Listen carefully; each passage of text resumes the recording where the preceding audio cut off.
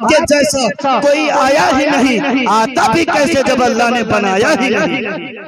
میرے آقا ایک مرتبہ مسجد نبوی شریف میں صحابہ کو درس دے رہے تھے، بہت توجہ سے سنیے اور آخری بات، میرے آقا صحابہ کو درس دے رہے تھے، ایک یہودی کا لڑکا مسجد نبوی کے گیٹ پہ آ کے حضور کی باتیں سننے لگا۔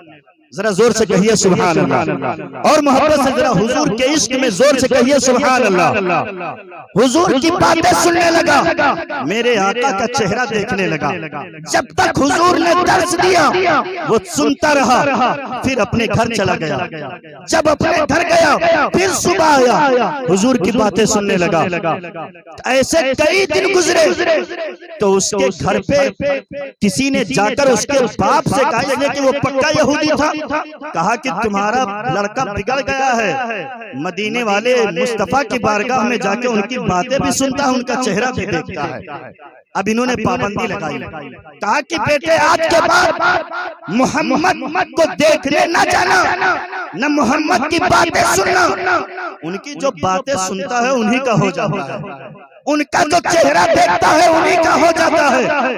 اللہ اکبر، وہ ایک دن نہیں آیا، دو دن نہیں آیا، پھر تیسرے دن آیا، حضور کی باتیں بھی سن رہا تھا، حضور کو دیکھ بھی رہا تھا۔ اللہ اکبر، پھر کسی نے شکایت کیا، پھر اس پہ پابندی لگی، ایک مہینے تک اسے حضور کا چہرہ دیکھنا نصیب نہیں ہوا، اتنا بیمار ہوا، اتنا بیمار ہوا، مدینے کے بڑے بڑے طبیبوں نے اور عرب کے اس وقت کے مشہور اور مقبول ڈاکٹروں نے، حکیموں نے جواب دیا یہ بچے بچے کا نہیں، اس کو گھر لے کے جاؤ، ایک دو دن کا مہمان ہے، جو کھانا چاہے اسے کھلا دو، جو پینا چاہے اسے پلا دو۔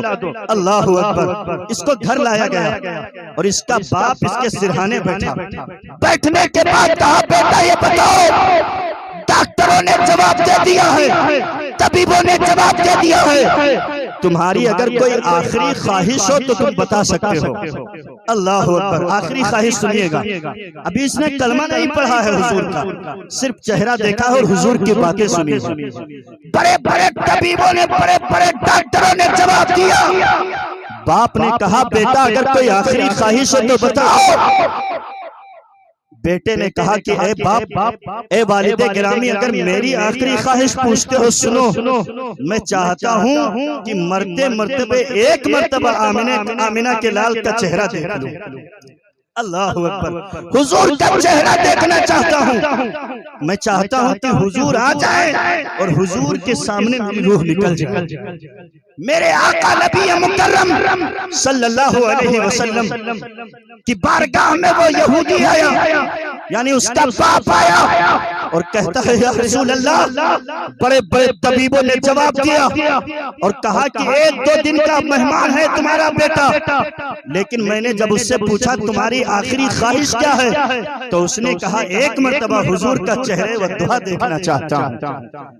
آپ چلیے، یہ فجر بعد آیا تھا، میرے آقا نے صحابہ سے کہا صحابہ کی جماعت چلو ایک عاشق کو دیکھنے چلنا۔ اللہ اکبر، میرے آقا صحابہ کی جماعت کو لے کر اس یہودی کے گھر پہنچے، میرے آقا نبی مکرم کو جیسے اس نے دیکھا اپنے پوری طاقت کو سمیٹنے کے بعد وہ اٹھنا چاہ رہا تھا، لیکن میرے آقا نے اپنا دست نبوت اس کی پیشانی پہ پھیرتے ہوئے ارشاد فرمایا لیٹا رہے۔ کہتا ہے کہ جب میرے حضور کا دست مبارک میرے پیشانی پہ آیا تو لگتا تھا کہ مجھے سکون مل گیا ہے۔ اللہ اکبر، میرے آقا ارشاد فرماتے ہیں جانے والا ہے تو کلمہ پڑھ کے چلا جا۔ اب اس کا جملہ سنیے، وہ کہتا ہے یا رسول اللہ، اسی انتظار میں تو میں مر ہی نہیں رہا تھا کہ حضور آئیں گے، حضور کا چہرہ ہوگا، کلمہ پڑھوں گا پھر مر جاؤں گا۔ اللہ اکبر، جب آپ آ گئے ہیں تو یا رسول اللہ اب میری کوئی خواہش نہیں ہے۔ میرے آقا نبی رحمت کے سامنے اس نے کلمہ پڑھا، حضور جیسے پلٹے ملک الموت آئے اس کی روح لے کے چلے گئے۔ اس کی روح لے کے چلے گئے۔ اب یہاں بڑے بڑے مفتیوں سے پوچھئے، بڑے بڑے عالموں سے پوچھئے، اس نے کوئی نماز نہیں پڑھی ہے، ظہر کی نماز بھی نہیں پڑھی، عصر کی نماز نہیں، مغرب کی بھی نہیں، عشاء کی بھی نہیں، اس نے زکوٰۃ بھی نہیں دیا، اس نے حج بھی نہیں دیا۔ پوچھئے کہ کیا غوث کوئی قطب، کوئی ابدال، کوئی اقطاب، کیا اس کے درجے کو پہنچ سکتا ہے؟ مفتی کہیں گے نہیں، اس کے درجے کو کوئی غوث نہیں پہنچ سکتا، کوئی قطب نہیں پہنچ سکتا، کوئی ابدال نہیں پہنچ سکتا۔ میں نے کہا کیوں؟ تو سارے مل کر کے کہیں گے جس نے میرے نبی کا چہرہ ایمان کی حالت میں دیکھا ہو، اسی پہ مر گیا ہو تو اسے صحابہ کہتے ہیں۔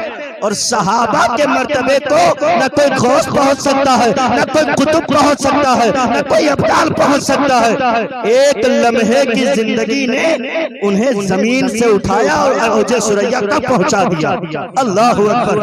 حضور کی محبت بہت کام آتی ہے، حضور کی الفت بہت کام آتی ہے۔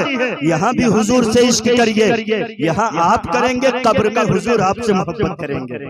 یہاں آپ حضور سے محبت کریں گے، قبر میں میرے آقا فرمائیں گے یہ تو میرا امتی ہے، یہ تو میرا کلمہ پڑھتا تھا۔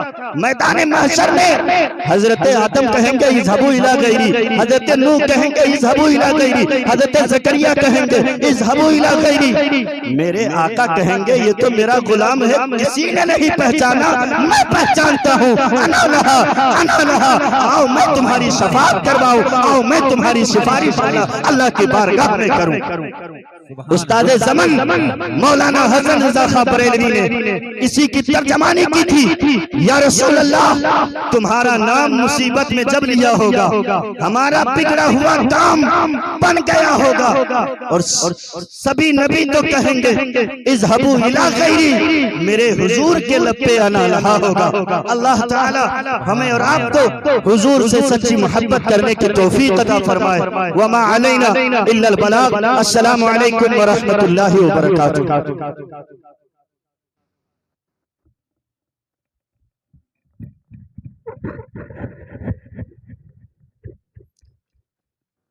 عشق انسان کو قلندر بو علی کرتا ہے، عشق پوشیدہ داؤں کو جلی کرتا ہے۔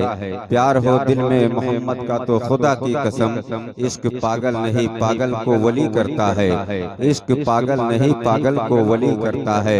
حضرات بہت ہی اچھے اور پیارے انداز میں خطاب فرما رہے تھے۔ حضرت حافظ و قاری محمد فیروز خان صاحب قبلہ نوری، اللہ ان کی عمر میں بے پناہ خیر و برکت عطا فرمائے، اور ان کی بات پر ہم لوگوں کو سبھی کو چلنے کی توفیق و رفیق عطا فرمائے۔ ذرا مچل کے کہہ دو سبحان اللہ۔